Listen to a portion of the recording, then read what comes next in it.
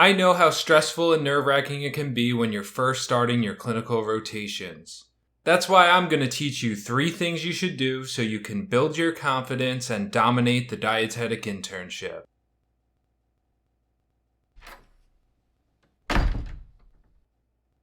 The first thing you should do when you're first starting your clinical rotations is spend time practicing in the electronic medical record, or EMR.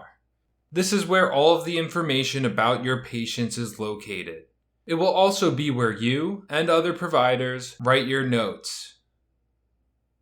Learning the EMR is usually one of the biggest learning curves I see when I precept dietetic interns and trained dietitians. This isn't because it's difficult. It's simply because it's brand new. Popular software programs like Epic, Cerner, and Allscripts have so many different tabs and features that can only be learned through time and experience. By spending any downtime you have in the EMR, you'll become more efficient at navigating it.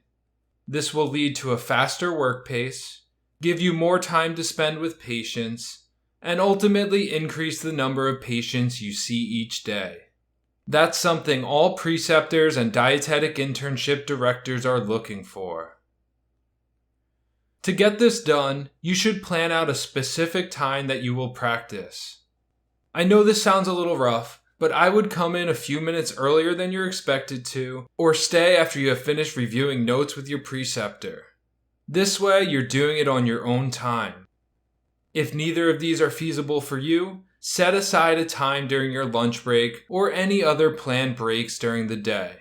Do whatever you need to do to carve out at least 20 minutes where you have no other responsibilities but to practice reviewing charts and drafting notes. Whenever you do practice, you should review a patient who has been admitted for 7 days or more. There's a few reasons why it's a good idea to practice on a patient with an extended length of stay. For one, there will be notes from many different clinicians. So, it will help you to become familiar with the different disciplines in the hospital and the information they provide that is useful to the nutrition assessment. It will also give you a chance to learn the story of the patient's admission. Most dietetic interns have no problem reading the initial assessment note from the doctor and developing a basic understanding of why the patient is hospitalized. However, this becomes much more difficult after the patient has been in the hospital for several days and their story has a bunch of new twists and turns. Learn to navigate those twists and turns early on, and you will provide better nutrition care, impress your preceptors, and set yourself apart from other interns. One more thing you should do when you practice is draft a note. Certainly you shouldn't be writing notes for a patient you're not seeing. But in most medical institutions, you'll be able to create a draft that will let you play with the various features of the EMR. Work on pulling in data like recent weights, the documentation of oral intake, the medication list, and laboratory values. Practice accessing medical records from other facilities and finding out where diet orders are placed. Play around with different phrases and ways to organize your information. In the end, you're going to be judged mostly by your note-writing skills. By practicing, you'll improve faster than if you only work on the patients you're asked to see. The second thing you should do when you're first starting your clinical rotations is create a glossary with all of the terms that you learn. This should be done using Google Docs or another online platform that can be accessed and edited from anywhere. I recommend you create the document before your first day, so it's already there for you to use. Every time you learn a new disease state, medical condition, or medication, whatever it is that's new to you, add it to the list. It doesn't need to be a comprehensive definition or description at first. It could just be the word and a brief remark about it.